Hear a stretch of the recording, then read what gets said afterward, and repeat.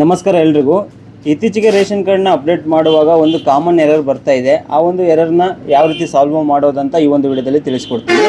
ಆ ಒಂದು ಎರರ್ ಏನು ಅಂದರೆ, ನೀವು ಏನೇ ಒಂದು ರೇಷನ್ ಕಾರ್ಡ್ನ ಅಪ್ಡೇಟ್ ಮಾಡೋದಿರಲಿ, ಆ್ಯಡ್ ಮಾಡೋದಿರಲಿ, ಅಡ್ರೆಸ್ ಚೇಂಜ್ ಮಾಡೋದಿರಲಿ, ಅದು ಮಾಡುವಾಗ ಈ ರೀತಿ ಒಂದು ಎರರ್ ಬರ್ತಾ ಇದೆ. ಏನಪ್ಪ ಎರರ್ ಅಂದರೆ, ಅದು one of the existing RC holder need to authenticate for the final submission ಅನ್ನೋ ಎರರ್ ಬರ್ತಾ ಇದೆ.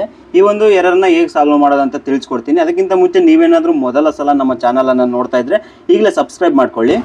ಈಗ ನಾನು ಇದರಲ್ಲಿ ರೇಷನ್ ಶಾಪ್ನ ನೇಮನ್ನು ಚೇಂಜ್ ಮಾಡ್ತಾ ಇದ್ದೀನಿ. ಈಗ ನಾರ್ಮಲ್ ಆಗಿ ನೀವು ಶಾಪ್ ನೇಮ್ ಚೇಂಜ್ ಮಾಡುವಾಗ ಯಾರಾದರೂ ಒಬ್ಬ ಮೆಂಬರನ್ನು ಅಪ್ಡೇಟನ್ನು ನೀವು ಮಾಡ್ತೀರಾ.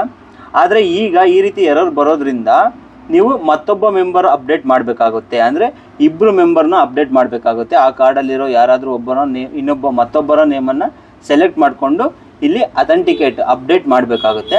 ಅಪ್ಡೇಟ್ ಮಾಡಿದಾದಮೇಲೆ ಇಲ್ಲಿ ನೀವು ಕಲರ್ ಡಿಫ್ರೆನ್ಸ್ ನೋಡ್ಬೋದು. ಈ ರೀತಿ ಕಲರ್ ಬರುತ್ತೆ.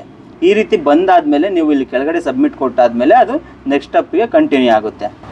ನೆಕ್ಸ್ಟ್ ಇಲ್ಲಿ ನೀವು ಯಾವ ಶಾಪನ್ನು ಚೇಂಜ್ ಮಾಡಬೇಕು ಆ ಒಂದು ಶಾಪ್ ನೇಮನ್ನು ಸೆಲೆಕ್ಟ್ ಮಾಡ್ಕೊಳ್ಳಿ. ಹಾಗೆ ಇಲ್ಲಿ ವಿಲೇಜನ್ನು ಸೆಲೆಕ್ಟ್ ಮಾಡ್ಕೊಳ್ಳಿ. ಸೆಲೆಕ್ಟ್ ಮಾಡ್ಕೊಂಡಾದಮೇಲೆ ನಿಮ್ಮ ಪೋಸ್ಟನ್ನು ಕೂಡ ಸೆಲೆಕ್ಟ್ ಮಾಡಿ ಇಲ್ಲಿ ಫೈನಲ್ ಸಬ್ಮಿಟ್ ಕೊಡಿ. ಇಲ್ಲಿ ಸಬ್ಮಿಟ್ ಕೊಡುವಾಗ ಕೂಡ ಅದೇ ರೀತಿ ಎರರ್ ಬರುತ್ತೆ.